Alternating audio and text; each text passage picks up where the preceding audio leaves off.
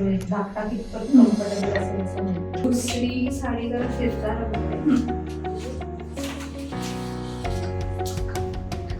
तुला कुठला कलर आवडतो? मोठा मुलगा 2 वर्षाचा आहे. आता हो. डोकं अजिबात नाही. आणि नुसतं विदाउट दात हास. ग्रेट.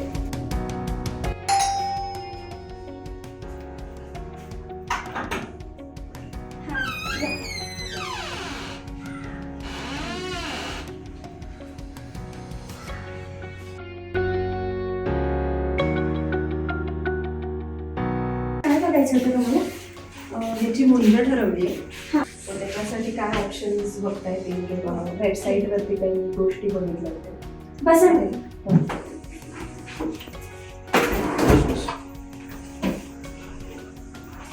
आमच्याकडे अशी एक लिस्ट करून ठेवली आहे. साधारण काय गोष्टी लागतात त्याच्यामध्ये लिहिलेलं आहे. एकदा वाचून घ्या.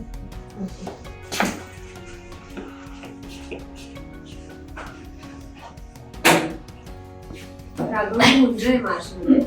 एक साधा कुर्ता पायजमा तेवढंच झालेली आहे खरेदी. Okay. बाकी काही नाही केली. ठीक तर काय काय लागतं, किती सेट्स करायला लागतात असं विचारते. ठीक आहे. सो मी तिघांसाठी सांगत जाते वन बाय वन. सो सकाळी सगळ्यात पहिल्यांदा जेव्हा तुम्ही घरून जाल तेव्हा पुण्याह वाचन आणि चौलविधीपर्यंतचे आपले जे सगळे विधी असतात त्यांना तुमच्या सगळ्यांचं तुम्ही जर एकत्र छान कॉम्बिनेशन केलं, म्हणजे नॉट नेसेसरीली अगदी एकत्र एका रंगाचे नाहीत असं, पण एकत्र छान दिसणारे रंग जर तेव्हा तुम्ही घेतले, ह्याला तेव्हा सलवार कुर्ताही चालणार आहे. यजमान असल्यामुळे दिवसभर सोहळं उपरणं आणि कुर्ता ऑप्शनल आणि तुझी मॅचिंग साडी जी असेल ती. तर हे सगळं तुमचं इवन याचा छोटा भाऊ आहे त्याला पण आपण त्याच्याबरोबर कोऑर्डिनेटेड कपडे त्यावेळेला घेऊ शकतो. कारण ॲज अ फॅमिली तुमचे तेव्हा सगळ्यांचे एकत्र फोटो छान येणार आहेत पुण्य वाचन असल्यामुळे. व्रतबंध कलेक्शनच्या कस्टमायझेशनमध्ये सगळ्यात पहिली स्टेप ही असते की मुंज कोणत्या पद्धतीने होणार आहे, यानुसार कोणाकोणाचे किती किती कपडे डिझाईन करायचे आहेत हे डिस्कशन. रेड का ब्लू, तर तुला कुठला हवाय कुर्ता, कुठल्या कलरचा? ब्ल्यू कुर्ता. ओके, ठीक आहे. मग त्या दोघांचे तसे कुर्ते येतील. ऑफ व्हाईट कलरची सलवार येईल आणि सोहळं या दोन्हीपैकी कोणत्याही रंगाचं whichever is comfortable you can buy. किंवा आपल्याकडून करून हवा असेल तर आपण सुद्धा करून देतो बटनाचं सोहळं. चालेल. ओके, सो हा झाला फर्स्ट चेक. दुसरी साडी जरा फिरता रंग आहे.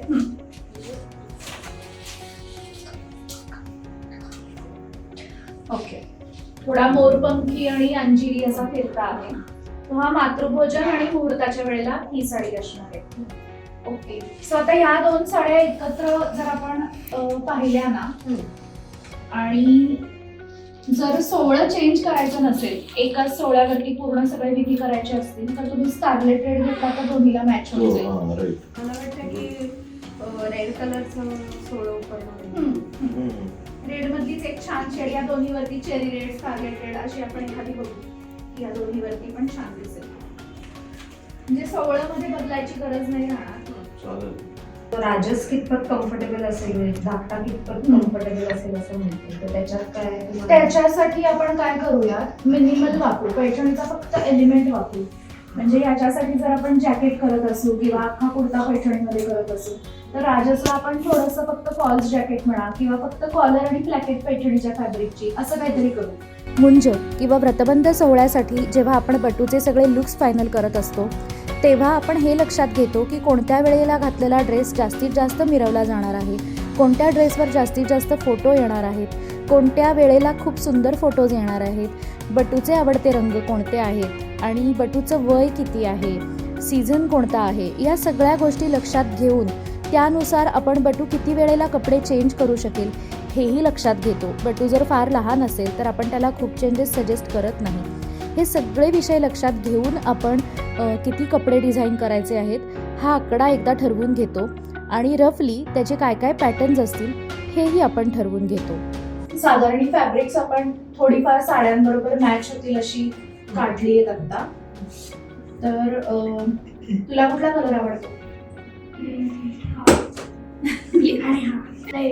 लाईट turquoise blue आणि dark. Okay, so I will show you all shades of blue first. Okay, त्यातलं तू बघ तुला काय आवडतं. हे बघ, हे 3 शेड्स आहेत आपल्याकडे ब्ल्यूचे. हा साधारण आईच्या साडीवर मॅच होईल असं आहे, हो ना? मला पण तोच आवडला. तुला पण तोच आवडला. हो. आणि त्याच्याबरोबर रेड कलर मध्ये हा आहे राजससाठी ड्रेस शिवायला. मोठा मुलगा 2 वर्षाचा आहे. आतलं हो, टोचणं वगैरे अजिबात नाही. हे बघ, खूपच Soft फॅब्रिक आहे. एकदम आणि सॉफ्ट lining. फॅब्रिक आहे. आणि प्लस याला लाइनिंग येतं आणि जिथे गरज पडेल तिथे आपण डबल लाइनिंग वापरतो. तर हे कुर्ता पजामा असेल याचा. हो हो, याचा पण कुर्ता पजामा आणि हो. दोघांना इलॅस्टिक हवं. ठीक आहे. त्यानंतरची पायरी येते ती म्हणजे प्रत्येक पॅटर्नसाठी प्रत्येक लुकसाठी फॅब्रिक्स आणि पॅटर्न्स हे फायनलाइज करणे. म्हणजे आधीच्या डिस्कशनमध्ये आपण भरपूर फॅब्रिक्स पाहिलेले असतात, काही स्केचेस, काही रेफरन्स फोटोज पाहिलेले असतात. आता या पायरीमध्ये मात्र आपण ते सगळं फायनल करत आणतो. पहिल्या विधीपासून शेवटच्या विधीपर्यंत प्रत्येक विधीसाठी बटूचे कपडे, आईवडिलांचे कपडे, ह्याची रंगसंगती, ह्या सगळ्यांचा मेळ, हे सगळं लक्षात घेऊन आपण प्रत्येक लुकसाठी पॅटर्न आणि फॅब्रिक हे फायनल करत आणतो. आणि यामध्ये आईवडिलांच्याही ड्रेसिंगमध्ये, स्टायलिंगमध्ये काही जर इन्क्लूड करायच्या असतील गोष्टी तर त्याही आपण या स्टेपमध्ये त्यांना सजेस्ट करतो. तसंच भावंडाचेही ड्रेस ह्या स्टेपमध्ये डिझाईन केले जातात.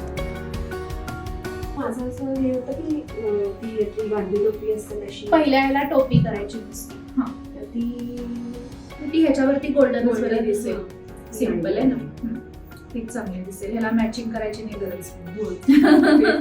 सगळं मॅचिंग नकोच. हा, ते नाही छान वाटत. तसंच बघ आईकडे. जरासं इथे हात करतोस का 2 मिनिटं, म्हणजे पडणार नाही. आपण ते नंतर पिनअप करायचंय. आणि नुसतं विदाऊट दात हास. ग्रेट.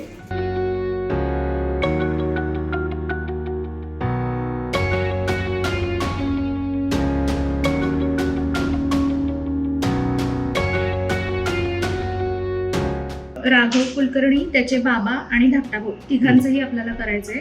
मेन 16 उपरणं ह्याचं असणार आहे स्कारलेट मैसूर सिल्कमध्ये. आणि त्याच्यावरचा कुर्ता ह्या फॅब्रिकमध्ये आहे टफेटाचा. तर ह्याचीच आपल्याला अशी छोटी बॉर्डर खालती करायची आहे. उपरण्याला पण चारी बाजूनी ह्याचीच बॉर्डर येणार आहे. फायनल झालेली स्केचेस, फॅब्रिक्स सोयरा एथनिक स्टुडिओच्या वर्कशॉपमध्ये पोहोचली की तिथल्या टीमला सगळं समजावून सांगण्यात येतं आणि त्यानंतर लगेचच तत्परतेने ही टीम ते कपडे शिवायला घेते.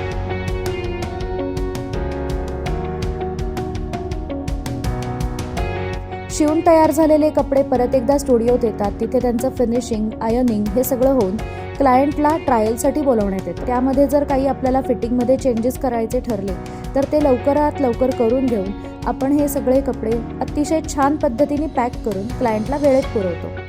अंडर अगदी छान फिटिंग मध्ये करू. आता 1 पाव इंच लूज आहे, ते एकदम कट टू कट करायचं का असं परफेक्ट बसेल असं, म्हणजे ते स्लीव्स पण वर येईल.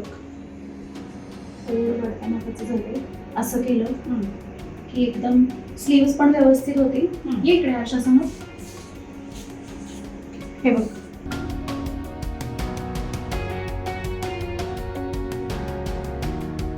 खांद्याला लावायची आपण आतून लावतो तशी, आणि दुसरी इथे लावायची असं अगदी थोडंसं.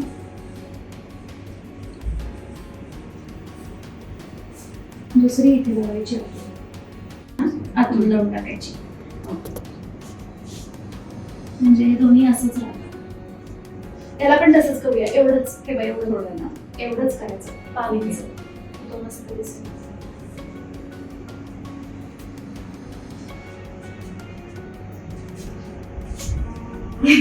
मोठी होती. तू ट्राय कर, मग आपण त्याला पॅडिंग करू.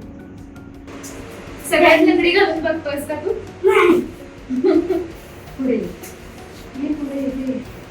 हे बाई, ह्याची नंतर पण ना घरी घालताना इझी पद्धत अशी आहे. हे असं धरायचं, म्हणजे हे असं, हे असं घालून घ्यायचं. म्हणजे शक्यतो परत इस्त्री करायची वेळच येत नाही. असं फोल्ड करून ठेवलंच ना, जसं आहे तसं. हा काट नीट राहिला की नीटच राहतो. बाकीच्याला इस्त्री केली काय नाही काय सेमच आहे. तसंही ते थोडं हा घातल्यानंतर ते